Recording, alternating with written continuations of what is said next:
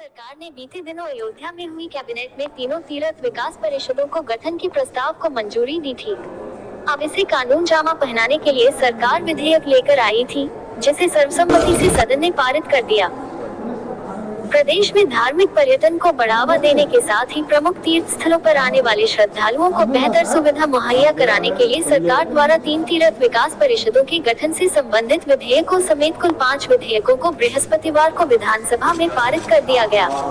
इसमें उपरत श्री अयोध्या जी तीर्थ विकास परिषद के साथ ही उपरत श्री देवीपाटन धाम तीर्थ विकास परिषद और उपरत श्री शुभ तीर्थ विकास परिषद विधेयक 2023 शामिल है। इसके अलावा उपरा निजी विश्वविद्यालय चतुर्थ संशोधन विधेयक 2023 और उपरा राज्य विश्वविद्यालय संशोधन विधेयक को भी सर्वसम्मति से पारित कर दिया गया। बता दें कि योगी सरकार ने बीते दिनों अयोध्या में हुई कैबिनेट में तीनों तीर्थ विकास परिषदों को गठन के प्रस्ताव को मंजूरी दी थी। अब इसे कानून जामा पहनाने के लिए सरकार विधेयक लेकर आई थी, जिसे सर्वसम्मति से सदन ने पारित कर दिया। हालांकि सपा समेत अन्य विपक्षी दल इन विधेयकों में कई संशोधन पेश किया और इसमें स्थानीय आप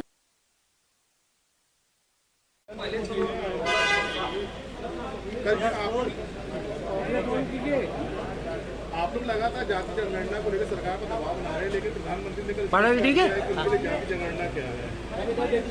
ये जो सदन चल रहा है शीतकालीन सत्र जो चल रहा है, हम विपक्ष की सिर्फ इतनी मांग है कि जो वंचित समाज है, अल्पसंख्यक आदिवासी, उनके हितों की बात और चर्चा उनके मुद्दों को लेकर के सदन में हो। और जातिवार जनगणना को लेकर के मैंने निजी विधेयक इस सदन में दिया है इस उद्देश्य के साथ कि सकारात्मक चर्चा हो और उस पर निष्कर्ष हो, उस पर बहस हो। लेकिन भारतीय जनता पार्टी जो है वो बहुत ही सचेतन मन से पूरी सुनिश्चित तरीके से जो है वंचित समाज के जो प्रश्न हैं, जो सवाल हैं, उनको स्वस्थ संसदीय प्रणाली का जो है प्रक्रिया का वो एक एक्सक्यूज देते हुए उसको टालने का प्रयास कर रही है। अपने दावे कर रही है। ये दावे 3 तारीख को सब पता लग जाएंगे, बट एग्जिट पोल के पहले भारतीय जनता पार्टी तो कह रही थी कि 5-0 का पर वो खेल रहे हैं। एग्जिट पोल की अगर आप बात करें, वैसे मैं इस पे कम विश्वास रखती हूँ। मैं जनता का जो मत होता है वो जब खुलेगा 3 को रिजल्ट आएंगे, और मैं जो रुझान जो एग्जिट पोल में दिख रहा है इसमें स्पष्ट है कि कांग्रेस जहाँ थी उसको और मजबूती से वहाँ पे वापस आएगी, और जहाँ नहीं थी वहाँ पर नई शुरुआत करेंगे। मैं जितना मैं रही हूँ राजस्थान में, मैं यहाँ तक जानती हूँ, राजस्थान में गहलोत जी के नेतृत्व में एक सफल 5 साल का कार्यकाल रहा है। वहाँ की जनता को विश्वास है हम वहाँ पे दोबारा सरकार जरूर इस्तीफा देना चाहिए, और इसलिए दे देना चाहिए ये पिछड़े और दलितों की बात सुनते नहीं हैं और कहते हैं कि केंद्र का मामला है। मंत्री हम भी रहे हैं, हम लोग भी तरीका निकालते थे, और जब तरीका निकालते थे तो निकल रहा था, और ये बहाना लेते हैं केंद्र सरकार पर, तो इनको तुरंत मंत्री पद से इस्तीफा दे देना चाहिए।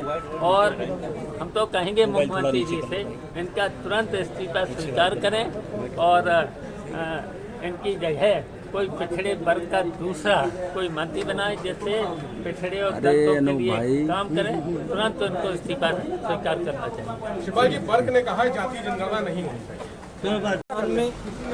मध्य प्रदेश में एग्जिट पोल के माध्यम से सरकार बनाने की दिशा में आगे बढ़ रहे हैं।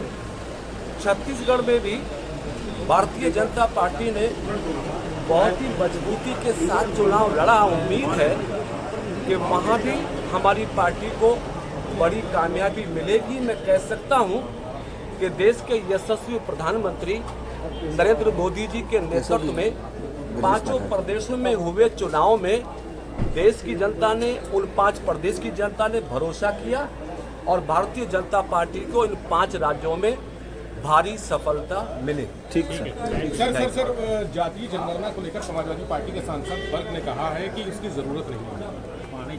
वर्क साहब क्या कहते हैं ये उनका मत हो सकता है, लेकिन भारतीय जनता पार्टी की ओर से और हमारे देश की सरकार ने पहले से इस पर अपना स्पष्ट बयान दे दिया था। उत्तर प्रदेश में भी माननीय हमारे डिप्टी सीएम साहब ने विधानसभा में स्पष्ट किया है कि जाति जनगणना ये राष्ट्र का मुद्दा है, देश का मुद्दा है, संविधान का मुद्दा है। उत्तर प्रदेश में जो समाजवादी पार्टी के लोग बार बार चिल्लाते हैं जाति जनगणना करने की बात, जब वो सत्ता में होते हैं भूल जाते हैं, अपोजिशन में होते हैं जाति जनगणना याद आती है। उनको ध्यान रखना होगा कि ये मुद्दा केंद्र का है और केंद्र सरकार को इसमें फैसला लेना। केंद्र और प्रदेश के जो अधिकार क्षेत्र है उसमें जातीय जनगणना का अधिकार केंद्र सरकार को है, इसलिए प्रदेश सरकार का इसमें कोई अधिकार नहीं है, इसलिए हम लोग इस पर कुछ कह नहीं सकते। 5 राज्यों का चुनाव संपन्न हुआ है, 3 तारीख को रिजल्ट आने वाला है, क्या 5 राज्यों में हम लोग राजस्थान में जीत रहे हैं, हम लोग जो है मध्य प्रदेश में दोबारा आ रहे हैं और तेलंगाना में एक बड़ी पार्टी के रूप में हम लोग उभर करके आ रहे हैं, तो हमारी जो है अच्छी प्रदर्शन होगा। लेकिन कांग्रेस का कहना है कि 5-0 की बात करें तो खुद अब 2-3 पे गेम फंसा लिया। देखिए, जब तक चुनाव होता है तो क्या हम कहेंगे कि क्या मैंने हम क्यों लेग पलट रहे हैं, हम 5 पलट रहे थे। अब चुनाव हो चुका है, लेकिन मैं अपनी बात कर रहा हूँ कि हम लोग ज्यादा जीते। निर्णय है 3 तारीख को आएंगे, लेकिन मोबाइल किसका है? जनवाड़ी यार नीचे करूँ मोबाइल। जनवाड़ी देखिए 3 तारीख को यानी परसों जब 5 राज्यों में जो विधानसभा चुनाव हुए उन 5 राज्यों के जब परिणाम आएंगे तो आप सब देखेंगे कि वहाँ की 5 राज्यों की जनता का मन, जनता का विश्वास और जनता का मत भारतीय जनता पार्टी के प्रति है। क्योंकि जिस तरीके से प्रधानमंत्री मोदी जी ने पूरे देश के हर प्रदेश को इनके विकास को सुनिश्चित किया, हर प्रदेश को विकास की तरफ आगे बढ़ाने के लिए पूरे मन से और पूरे लगन से काम किया, इससे आम जनमानस को हमारी भारतीय जनता पार्टी पे, हमारी मोदी सरकार पे पूरा भरोसा है। 5 राज्य में पूर्ण बहुमत के साथ भारतीय जनता पार्टी की सरकार बनाने जा रही है। ठीक।